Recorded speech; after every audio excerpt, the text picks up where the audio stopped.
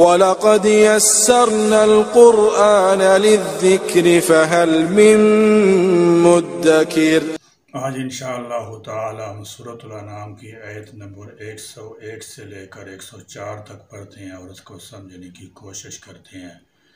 اعوذ باللہ من الشیطان الرجیم، بسم اللہ الرحمن الرحیم۔ بدیع السماوات والارض انا یکون له ولد ولم تکن له صاحبہ وخلق کل شیء وَهُوَ بِكُلِّ شَيْءٍ عَلِيمٌ۔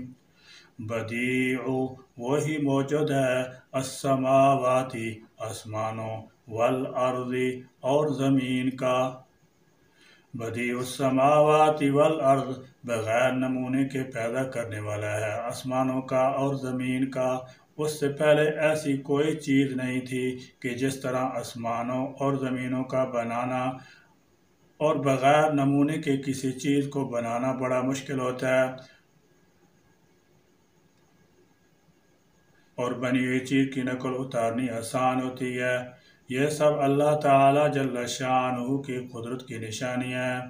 انا کس طرح، یکون ہو سکتی ہے، لہو اس کی، ولد کوئی اولاد، ولم حالانکہ نہیں، تکن ہے، لہو اس کی، صاحبۃ کوئی بیوی، وخلق اور اسی نے پیدا کیا، کل ہر شیء چیز کو، وہوا اور وہی، بکل ہر شیء چیز کو، علیم خوب جاننے والا ہے۔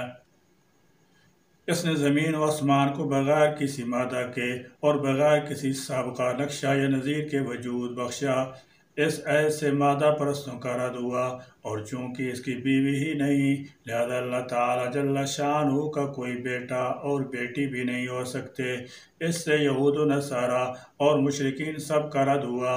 یہود عزیر کو ابن اللہ کہتے تھے، اور نصارہ سیدنا عیسیٰ علیہ السلام کو، اور مشرکین عرب فرشتوں کو اللہ کی بیٹیاں قرار دیتے تھے، اور دوسرے ممالک کے مشرکوں نے تو اس قدر اللہ تعالی جل شانہ کے بیٹے بیٹیاں بنا ڈالے جن کا شمار بھی مشکل ہے۔ ذالکم اللہ ربکم لا الہ الا ہو خالق کل شیء فاعبدوہ وہو علی کل شیء وکیل۔ ذالکم یہ ہے، اللہ ربکم رب تمہارا، لا الہ نہیں کوئی الہ برحق، الا مگر، ہوا وہی، خالق پیدا کرنے والا، کل ہر شیء چیز کا، فاعبدوہ پس تم عبادت کرو اسی کی، وہوا اور وہ، علی اوپر، کل ہر شیء چیز کے، وکیل خوب نگران ہے۔ یعنی جس طرح اللہ تعالی جل شانہ ان تمام چیزوں کے پیدا کرنے میں واحد ہے، کوئی اس کا شریک نہیں، اسی طرح وہ اس لائق بھی ہے کہ اس اکیلے کی عبادت کی جائے، عبادت میں کسی اور کو شریک نہ بنایا جائے۔ لیکن لوگوں نے اس ذات واحد کو چھوڑ کر جنوں کو اس کا شریک بنا رکھا ہے، فرشتوں کو اس کا شریک بنا رکھا ہے، حالانکہ وہ خود اللہ تعالی جل شانہ کے پیدا کردہ ہیں۔ مشرکین عبادت تو بتوں کی یا قبروں میں مدفون اشخاص کی کرتے ہیں، لیکن یہاں کہا گیا ہے کہ انہوں نے جنات کو اللہ کا شریک بنایا ہوا ہے۔ بات دراصل یہ ہے کہ جنات سے مراد شیاطین ہے، اور شیاطین کے کہنے سے ہی شرک کیا جاتا ہے، اس لیے گویا شیطان ہی کی عبادت کی جاتی ہے۔ لا تدرکہ الابصار وہو یدرک الابصار وہو اللطیف الخبیر۔ لا تدرکو نہیں پا سکتی اسے، الابصار آنکھیں، وہو اور وہی، یدرکو پا لیتا ہے، الابصار آنکھوں کو۔ ابصار بصرۃ نگاہ کی جمع ہے، یعنی انسان کی آنکھیں اللہ تعالیٰ جل شانہ کی حقیقت کو نہیں پہنچ سکتی۔ دیکھنا اور چیز ہے اور احاطہ کرنا اور چیز ہے، دونوں میں فرق ہے۔ مخلوق میں سے کسی کی آنکھ اس کا احاطہ نہیں کر سکتی، دیکھ سکتی ہے۔ ایک باطل فرقہ ہے معتزلہ، وہ صرف عقل کے پیچھے چلتے ہیں اور جو چیز ان کے عقل میں نہ آئے اس کا انکار کر دیتے ہیں۔ وہ قیامت والے دن دیدار الہی کے منکر ہیں کہ قیامت والے دن اللہ تعالیٰ جل شانہ کا دیدار نہیں ہوگا۔ اور لا تدرکہ الابصار کا ترجمہ کرتے ہیں کہ نہیں دیکھیں گی اس کو آنکھیں، حالانکہ قرآن کریم میں صراحت کے ساتھ موجود ہے وجوہ یومئذ ناظرہ الی ربہا ناظرہ، کئی چہرے اس دن تر و تازہ ہوں گے، اپنے پروردگار کی طرف دیکھنے والے ہوں گے۔ اسی طرح تم اپنے پروردگار کا دیدار کرو گے۔ تو دیدار الہی قرآن کریم سے بھی ثابت ہے اور احادیث سے بھی ثابت ہے اور اس پر امت کا اجماع اور اتفاق ہے۔ البتہ آنکھیں رب تعالیٰ کا احاطہ نہیں کر سکتی۔ وَهُوَ اللَّطِيفُ الْخَبِيرُ، اور وہ نہایت ہی باریک بین اور خبر رکھنے والا ہے۔ وَهُوَ، اور وہ اللطیف بہت باریک بین ہے، الخبیر خوب باخبر ہے۔ اور اگر اس سے مراد رویت بصری ہو تو اس کا تعلق دنیا سے ہوگا، یعنی دنیا کی آنکھ سے کوئی اللہ تعالیٰ جل شانہ کو نہیں دیکھ سکتا۔ تاہم یہ صحیح اور متعدد روایات سے ثابت ہے کہ قیامت والے دن اہل ایمان اللہ تعالیٰ جل شانہ کی زیارت کریں گے اور جنت میں بھی اس کے دیدار سے مشرف ہوں گے۔ اس لیے معتزلہ کا اس آیت سے استدلال کرتے ہوئے یہ کہنا کہ اللہ تعالیٰ جل شانہ کو کوئی بھی نہیں دیکھ سکتا دنیا میں نہ آخرت میں، یہ ان کا استدلال صحیح نہیں، کیونکہ اس نفی کا تعلق صرف دنیا سے ہے۔ البتہ قیامت کو انسان اللہ تعالیٰ جل شانہ کو دیکھ سکے گا، جیسا کہ بے شمار آیات اور احادیث سے ثابت ہے۔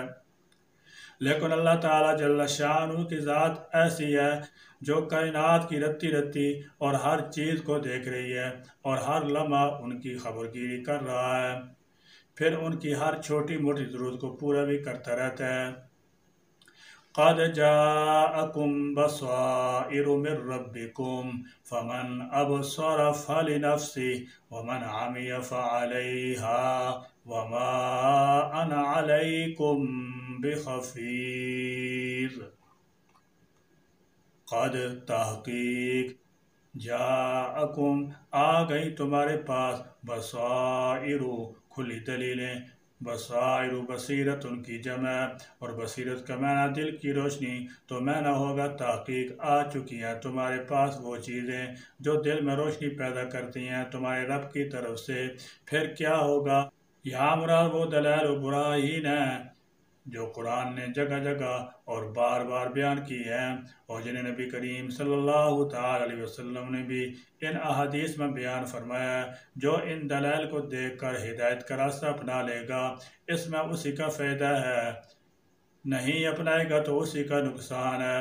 من ربکم تمہارے رب کی طرف سے، فمن تو جس نے ابصر دیکھ لیا، فلنفسہ تو اس کے اپنے لیے، ومن اور جو عامیہ اندھا رہا، فعلیہا تو اسی پر وبال ہے، وما اور نہیں ہوں انا میں، علیکم تم پر، بخفیظ نگران۔ یعنی اللہ تعالیٰ جل شانہ کے وجود اور اس کی معرفت کے لیے بہت سے ایسے دلائل ذکر کر دیے گئے ہیں کہ اگر کوئی شخص ان میں غور و فکر کرے گا تو یقیناً حقیقت کو پا لے گا اور اس میں اسی کا بھلا ہے، اور جو خود ہی کچھ نہیں سمجھنا چاہتا تو وہ خود ہی اس کا نقصان برداشت کرے گا۔ جیسے بارش ہر زمین میں ہوتی ہے، لیکن جس زمین میں صلاحیت ہوتی ہے وہی اس سے بار آور ہوتی ہے، اسی طرح اللہ تعالیٰ جل شانہ کی دلیلیں تو ہر ایک کے سامنے ہیں، لیکن جو کھلے دل سے اس پر غور کرے گا اس کو فائدہ ہوگا، اور جو دیکھ کر بھی اندیکھی کرے گا وہ ہدایت سے محروم رہے گا اور خود ہی نقصان اٹھائے گا۔ یعنی رسول اللہ صلی اللہ علیہ وسلم یہ فرما رہے ہیں کہ جو لوگ ان بصیرت افروز علم غور و فکر کی زحمتی گوارا نہیں کرتے تو میرے ذمہ یہ ڈیوٹی نہیں کہ میں وہ دلائل ایسے لوگوں کو دکھا کے یہ سمجھا کے چھوڑوں، بلکہ میں صرف مبلغ، داعی اور بشیر و نذیر ہوں۔